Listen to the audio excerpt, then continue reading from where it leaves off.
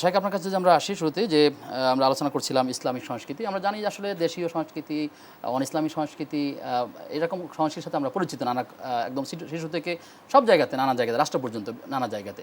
তো মূলত আপনি আমাদেরকে বলবেন যে আসলে ইসলামী সংস্কৃতিটা কী এবং এটার গুরুত্ব কতখানি? বিসমিল্লাহি ওয়াসসালাতু ওয়াসসালামু আলা রাসূলিল্লাহ আম্মা বাদ। ইসলামী সংস্কৃতি এটি গুরুত্বপূর্ণ ইসলামের বিভাগ।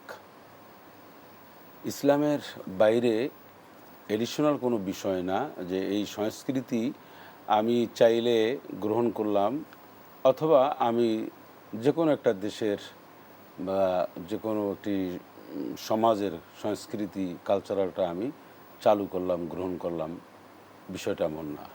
ইসলাম হচ্ছে একটি পরিপূর্ণ জীবন ব্যবস্থা।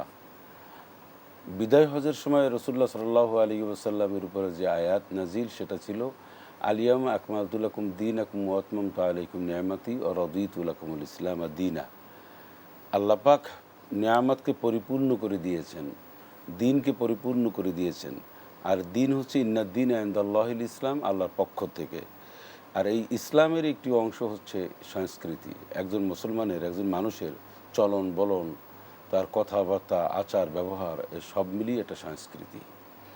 ইসলামের একটা এই জাতীয় একটি সংস্কৃতির দিক নির্দেশনা রসুল্লাহ সাল্লাল্লাহু আলাইহি ওয়াসাল্লাম পরিষ্কারভাবে দিয়েছেন, যা সাহাবায়ে আজমাইনগণ থেকে শুরু করে ইসলামিক স্কলারগণ সর্বোপরি মুসলমানদের উপর এটা একটা সৌন্দর্য স্বরূপ হিসাবে দিয়েছে। অত্যন্ত পরিতাপের বিষয় হলো যে আমরা আমাদের দেশের সংস্কৃতি একটা রয়েছে, এটাকেও উপেক্ষা করে আমরা কোনো না কোনো দেশের বা প্রতিবেশী দেশের আমরা সংস্কৃতিতে আমরা খুব উজ্জীবিত এবং সেটাকে নিয়ে গ্রহণ করে ধন্য এবং সেটাকে লালন পালন কেউ কেউ মনে করে। কেউ কেউ মনে করেন। তো আমরা আমাদের বিষয়টা হচ্ছে ইসলামের বক্তব্য হচ্ছে যে ইসলামের যে সংস্কৃতি দিয়েছেন এই সংস্কৃতি আবার অনেকে মনে করেন এর মধ্যে নাই আনন্দ, এর মধ্যে নাই প্রাণ, এর মধ্যে নাই মানুষের সুখ শান্তি, বা এর মধ্যে কোনো ধরনের কোনো এক কথায় এটা একটা মৃত্যু এরকম মনে করে।